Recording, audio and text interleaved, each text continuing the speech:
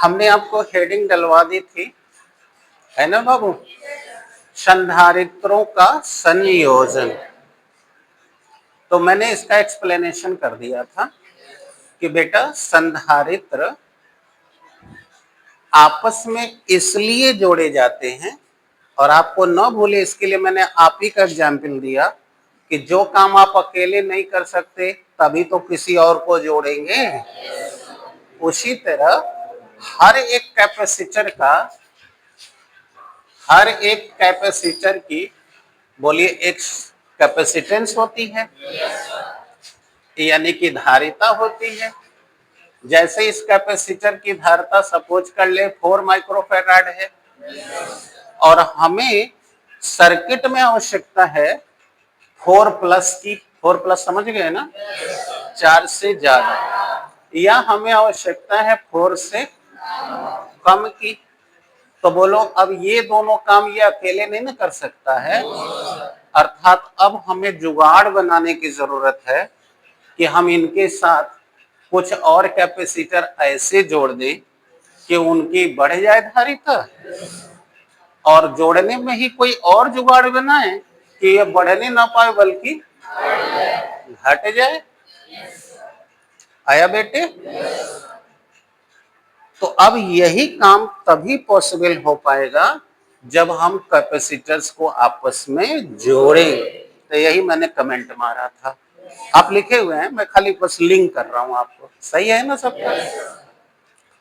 तो आपने यही लिखा था कि किसी भी संधारित्र के धारिता के मूल मान को बढ़ाने या घटाने के लिए हम संधारित्रों का परस्पर संयोजन करते हैं।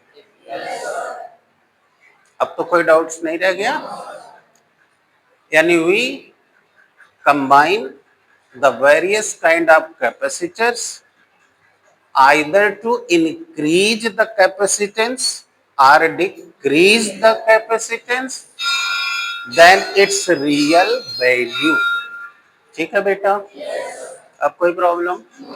तो अब आपने कहा था कि कैसे कर सकते हैं, तो मैंने कहा कि बेटा 3 तरह से कर सकते हैं, श्रेणी क्रम, समांतर क्रम। तो एक एक करके उठा लिया जाए। पहला श्रेणी क्रम संयोजन।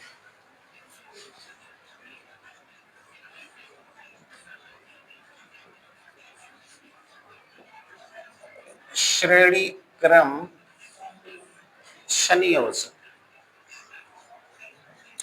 यानी कि कॉम्बिनेशन इन ए सीरीज। कॉम्बिनेशन इन ए सीरीज। हाँ बेटा, हो गया आपको? कोई डाउट्स?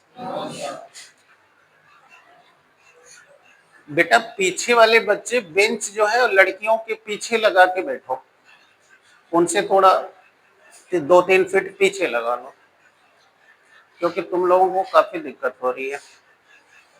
हाँ वही लगा लो, और अंदर कर लो। नहीं अंदर कर लो, उधर बस बस ठीक है, रास्तवा में कर दिए हो ना उसको। हाँ चले बेटा, सेट। तो अब हमें क्या सीखना है बेटा? श्रेणी क्रम संयोजन। अब आओ देखते हैं श्रेणी क्रम संयोजन क्या होता है। पहले सीखो, इसके बाद लिखना। कोई डाउट है? अब देखो, हमने ये देखो 2 या 2 से ज्यादा कैपेसिटर ले लिया। बताओ, पिछले दिन सीखे हो ना कैपेसिटर कैसे दिखाया जाता है? तो तुम्हें पता है कि कैपेसिटर के एक प्लेट पर प्लस होता है, यहाँ प्लस प्लस माइनस। अब चलो हमने मान लिया कि इस कैपेसिटर का कैपेसिटेंस यानी कि धारिता C1, C2 और C3। अब मेरी प्रॉब्लम यह है कि हम इन्हें कैसे जोड़ें कि वो कॉम्बिनेशन श्रेणी क्रम कहा जाए, यही प्रॉब्लम है। तो आपने 9 से 11 तक कई बार पढ़ लिया है कि अगर एक कैपेसिटर के माइनस प्लेट को दूसरे कैपेसिटर के प्लस प्लेट के साथ जोड़ दिया जाए, फिर दूसरे के माइनस को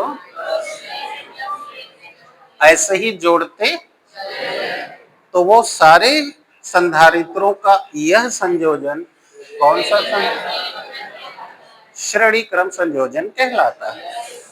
अब बोलिए, कोई डाउट्स है? क्लियर हो गया आपको?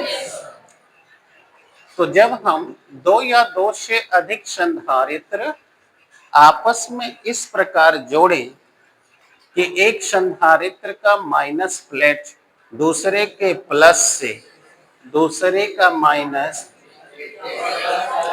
क्रमशः इसी तरह जोड़ते चले, तो यह परस्पर संयोजन आ गया बच्चों? कोई प्रॉब्लम?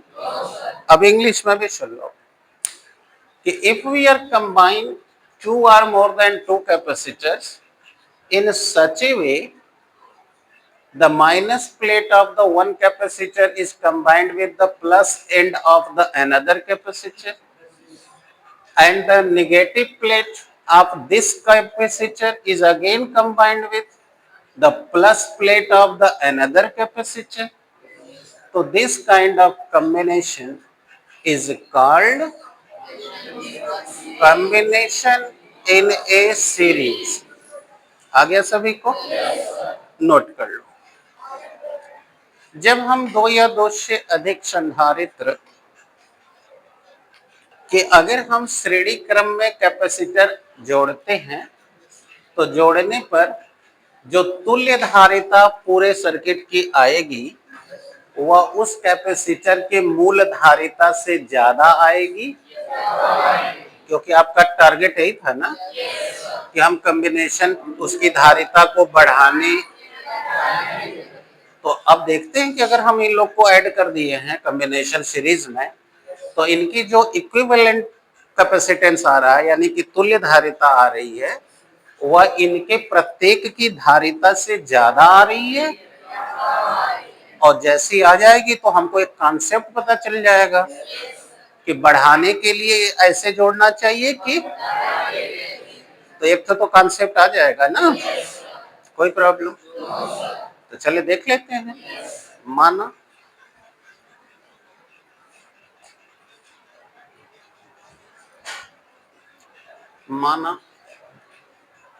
3 कैपेसिटर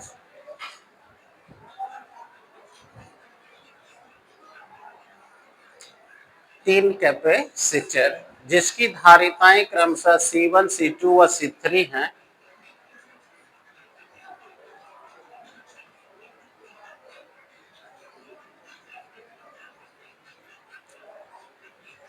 C1, C2 व C3 हैं, परस्पर चित्रानुसार श्रेणी क्रम में जोड़ी गई हैं।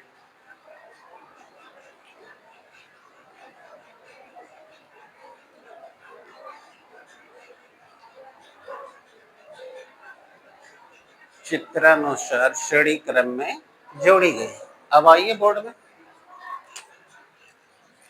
देखिए, ये रही आपकी प्रथम कैपेसिटर, ये द्वितीय कैपेसिटर, ये तृतीय, और तीनों को जैसे आपने मुझे कहा कि आप माइनस प्लस जोड़िए तो श्रेणी हो जाएगी, तो हमने इनको श्रेणी में जोड़ दिया।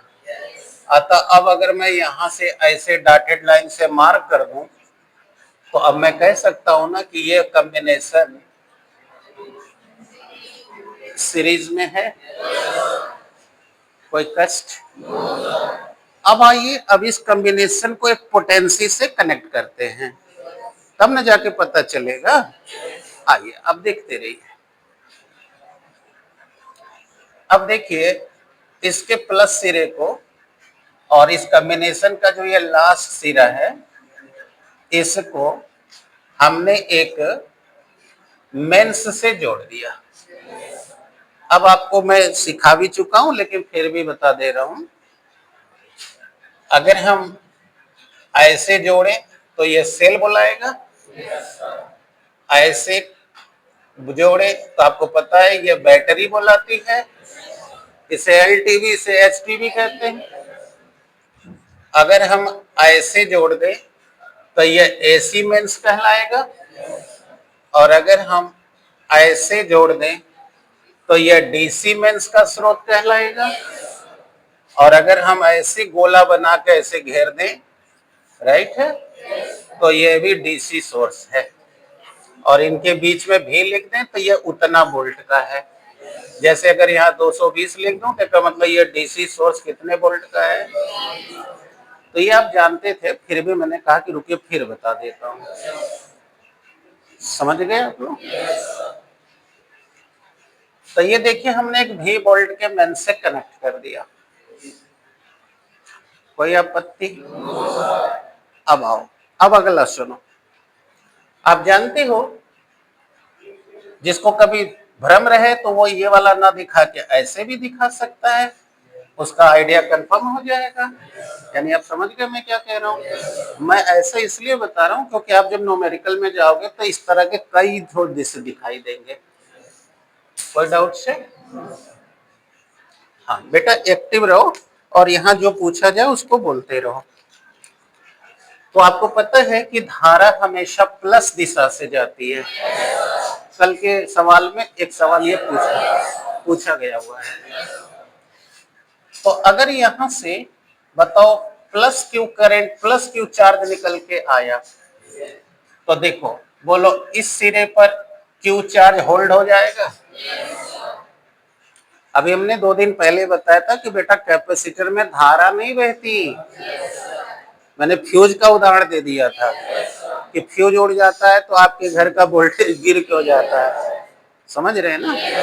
आइए, तो यहां से देखिए प्लस चार्ज आ गया और इस पूरे प्लेट पर प्लस चार्ज आ चुका है। अब आप पढ़े हुए हैं कैपेसिटर के बारे में कि इसके प्रेरण से यहाँ निगेटिव चार्ज आएगा, और जब ये यहाँ आएगा तो चार्ज की मात्रा पर कोई प्रभाव नहीं पड़ेगा, प्रकृति विपरीत हो जाएगी, यही ना? और अब इनके सिरे का विभव गिर जाएगा, ऐसा पढ़े हो? तो चलो मान लिया इसका विभव कितना हो गया, V1 हो गया। तो कल परसों में एक बच्चा मुझसे पूछ रहा था कि सर जब यहाँ पर प्लस चार्ज आ गया और यहाँ पे तो जब हाई दूसरा कैपेसिटर आप जोड़े हुए हैं तो इस पर प्लस कैसे आ गया। अभी कल मुझसे एक बच्चे ने सवाल पूछा, तो जब मैंने उसको बताना शुरू किया तो क्या सर मिल गया जवाब। हम कहे बहुत अच्छा भाई, चलो तुम्हारा दिमाग दौड़ना तो शुरू कर दिया। तो आप भी समझ रहे हैं कि इसका जवाब क्या है, और मैं देख रहा हूं कि कुछ बच्चों को छोड़ दें तो बाकी बच्चों के दिमाग में चल रहा है, क्योंकि आपको पता है कि ये चार्ज यहाँ विद्युत प्रेरण से आता है, और प्रेरण के कारण निकटस्थ सिरे पर विपरीत आवेश और दूरस्थ सिरे पर और धारा प्लस से बहती है। तो बोलो यहाँ क्या आएगा, है ना? तो मुझे उम्मीद है कि आपका ये सवाल अब समाप्त हो गया होगा।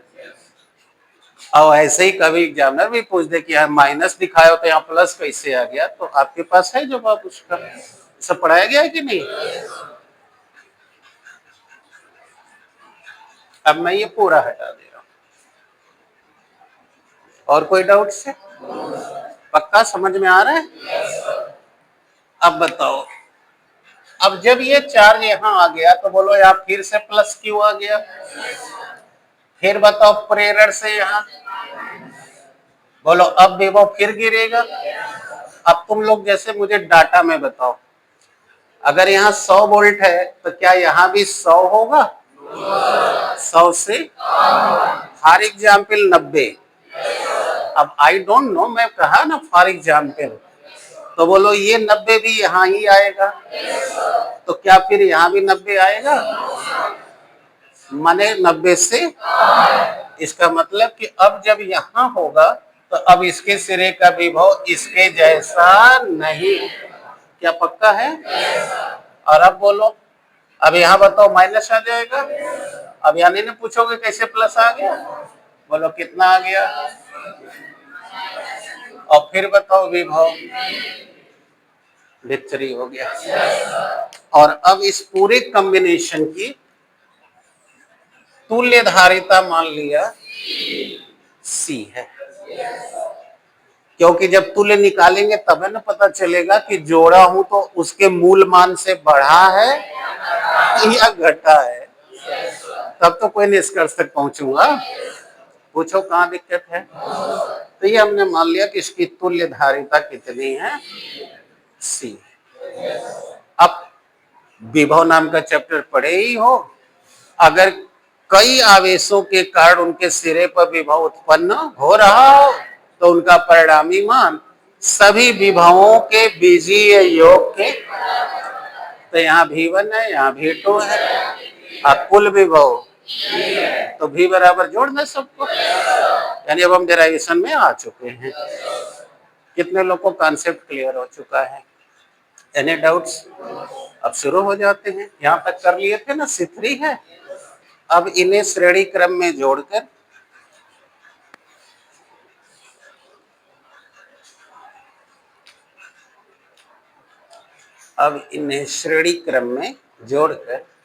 भी वोल्टता के मेंस से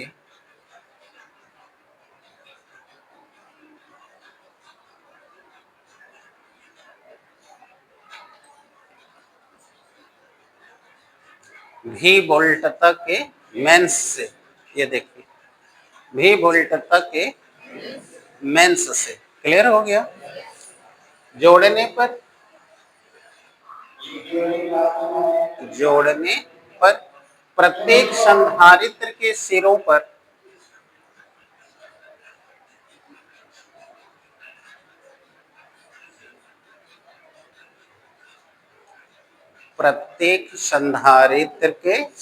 पर यहाँ देखिए, बताओ समान आवेश पैदा हो रहे हैं, समान आवेश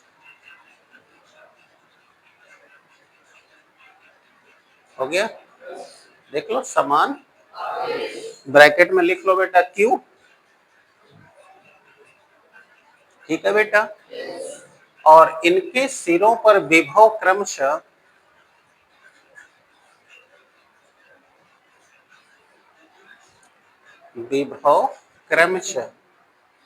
V1, V2 व V3।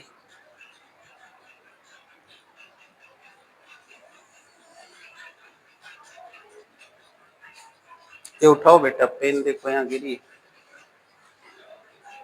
हाँ बेटा हो गया, V1, V2, V3 देख रहे हो सामने, होता है प्रॉब्लम। तो यदि इनकी परिणामी विभव भी हो, यदि इनका परिणामी विभव भी हो, ठीक है, परिणामी विभव कितना हो, तो अब बोलो सिद्धांतानुसार शुरू हो जाएगा। अब लिखना बंद, यहां से काम चालू। इसलिए सिद्धांत, आप सिद्धांत विभव में पढ़ चुके हो कि अगर कई आवेश के कारण विभव उत्पन्न हो रहे हों तो उनका परिणामी मान सभी विभवों के बीजीय, तो बोलो टोटल पोटेंसी भी है, भी बराबर, बोलो 3 जोड़ा हूं इसलिए 3 ही रहेगा। अब 5 जोड़ते तो, इसीलिए इस समस्या का निराकरण कर दिया गया। V1 plus V2। अब कोई डाउट्स? आओ आगे बताओ। V1 का मतलब पहले संधारित्र के प्लेटों के बीच उत्पन्न विभव। तुम्हें संधारित्र का विभव निकालने का तरीका पता है, या देखो, बोलो हम जानते हैं कि V बराबर, सही है, तो बोलो पहले में विभव V1 है, आवेश Q है और धारिता, अब बोलो सबका निकल जाएगा। V2 बराबर, V3 बराबर, तो बोलो Vn बराबर,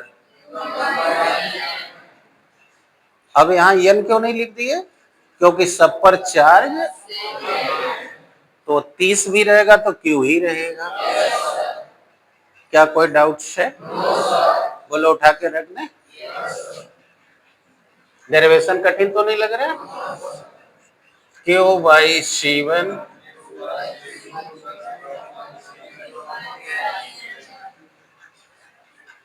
कोई प्रॉब्लम?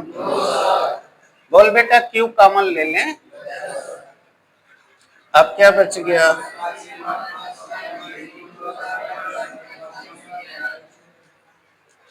अब आ जाइए, ये टोटल वाला है। बताइए इस टोटल की हमने धारिता कितनी मानी है और टोटल का विभव कितना है? तो बोलो इसी सूत्र का प्रयोग कर लें। क्योंकि इनकी तुल्य धारिता बोलो C एवं विभव भी है, तो इसलिए V बराबर Q बाई, बोलो उठा के आप पुटअप कर दें। तो देयरफॉर इसके आगे इधर कर रहे हैं, बोलो V के जगह ये लिख दें Q by C, Q 1/C1,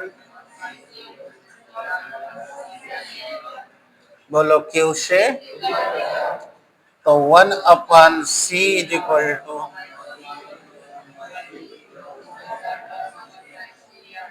बोलो आपको फार्मूला आ चुका है। तो अगर आप संधारित्र को श्रेणी क्रम में जोड़ रहे हो तो जोड़े गए सभी संधारित्रों की जो तुल्य धारिता है उसका व्युत्क्रम, देखो यहाँ व्युत्क्रम, जोड़े गए संधारित्रों की धारिताओं के व्युत्क्रम के योग के बराबर है कि नहीं? पढ़ने आया? क्या बोला मैंने? बोलो C कौन थी बताओ? C थी तुम्हारी तुल्य धारिता। तो हमने क्या कहा? जितने भी संधारित्र जोड़े गए हैं उनकी तुल्य धारिता का व्युत्क्रम, 1/, को व्युत्क्रम पढ़ते हो? व्युत्क्रम, जितने संधारित्र जोड़े गए हैं हर संधारित्रों की धारिताओं के व्युत्क्रम के योग, यहाँ देखो प्लस लिखा गया है, योग, फिर यहाँ क्या लिखा गया? आ गया पढ़ने? फिर से सुन लो। यदि हम संधारित्र को श्रेणी क्रम में जोड़ते हैं तो जोड़े गए संधारित्रों की धारिता का तुल्य मान, ठीक है, जोड़े जाने वाले संधारित्रों की धारिताओं के व्युत्क्रम के योग के बराबर। यहां बुद्धि लगाई, कैसे पढ़ा जा रहा है? बोलो ये जोड़े गए संधारित्र की धारिता है, 1/, की ये तो व्युत्क्रम है, अब फिर ये प्लस माने योग है, अब बराबर माने बराबर। आ गया सबको? ये बोलने आ गया पक्का? शगुन बताओ कैसे बोलोगी? तुल्य धारिता का व्युत्क्रम मान,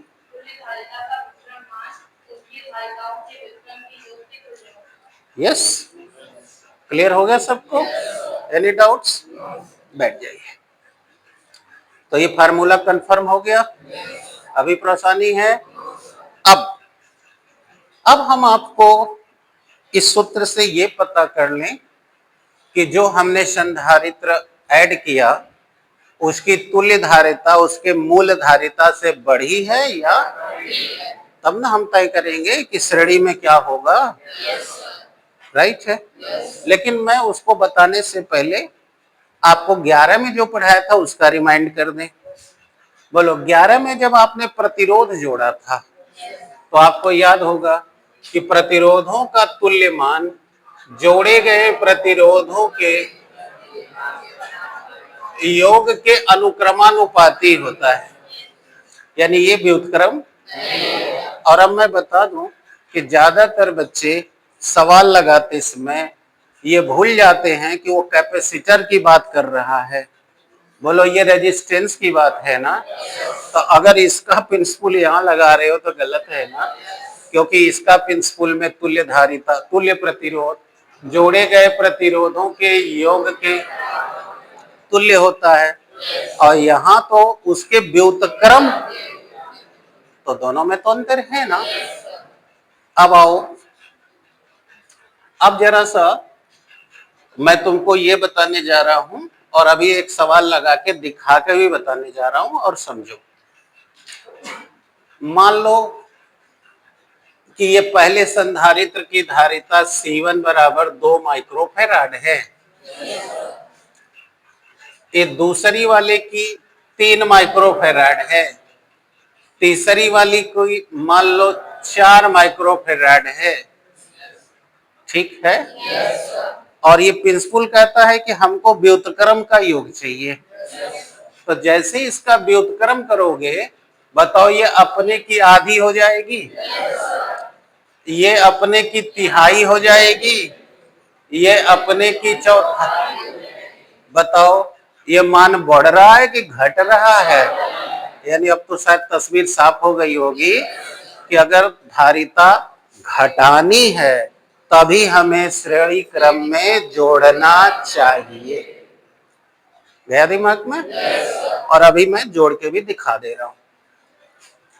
मान लो कि यही तीनों संधारित्र यहाँ श्रेणी क्रम में जोड़े गए हैं, तो बोलो तुल्य धारिता ऐसे ही निकलेगी।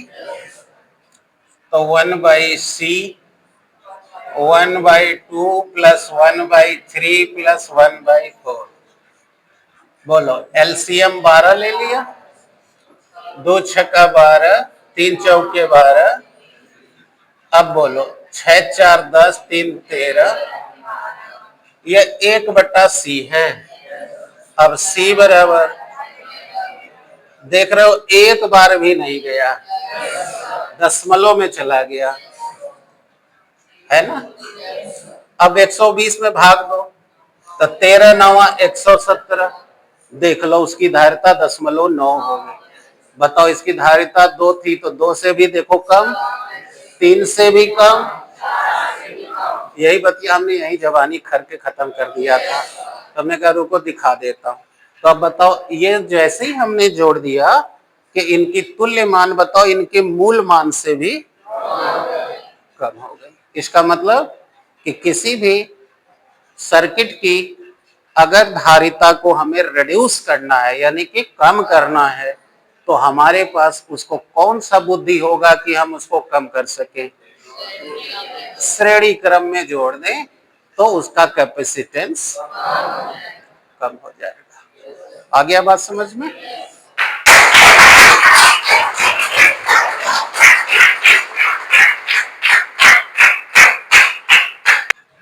देखो अब मैं यहां लिख दिया रिमार्केबल फैक्ट्स। समझते हो ना इसका अर्थ क्या होता है? महत्वपूर्ण तथ्य। यहां देखो मैं यहां नोट करता हूं। देखो यहां से चार्ज वो बताओ एक ही दिशा में न सब में जा रहा है, यानी चार्ज का फ्लो वन वे है, यानी एक मार्ग से है। ऐसा तो नहीं कि बट गया। यही बात तुम्हें 11 में भी सिखाई गई, कहीं भी पढ़े हो यही सीखे हो, राइट है। तो अब यहां हमने लिख दिया कि चार्ज का बहाव बताओ कैसा होता है? एकल दिशा में होता है, यानी जिसे आप अंग्रेजी में वन वे कह सकते हो और फिजिक्स की भाषा में वन डायमेंशन कह सकते हो। सबको आता है? चलो आपको सब आ रहा है, बड़ी कृपा है। अभी मैंने एक कॉन्सेप्ट निकाला, दूसरा भी कॉन्सेप्ट देखो उसी में कह रहा है। बताओ जितने कैपेसिटर जोड़े जाएंगे सबके ऊपर बताओ इक्वल चार्ज आते जाएंगे। तो दूसरा, प्रत्येक पर उपस्थित आवेश की मात्रा, हाँ बोलो बेटा बोलो, समान होती है।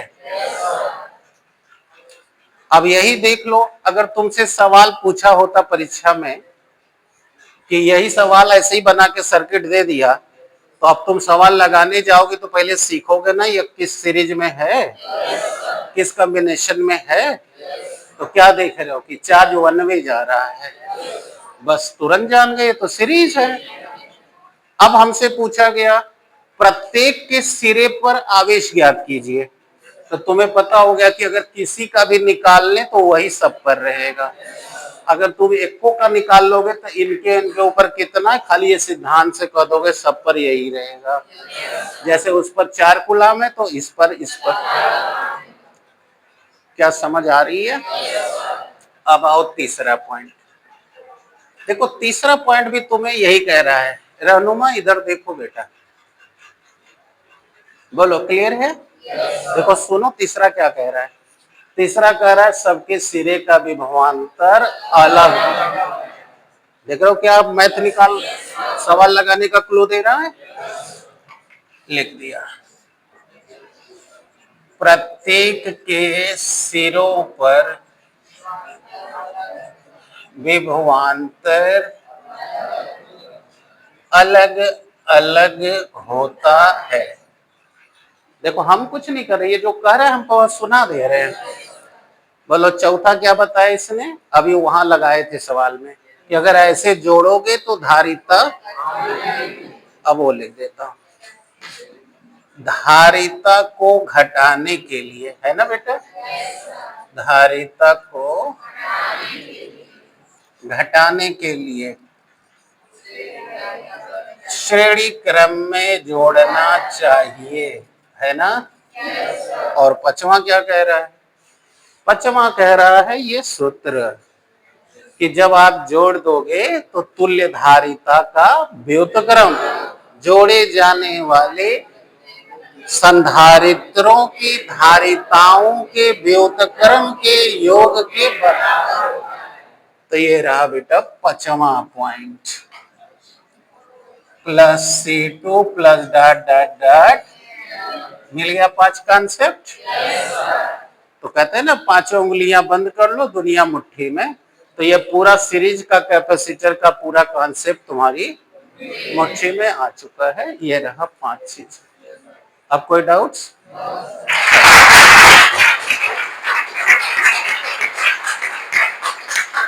जल्दी कर लो बेटा।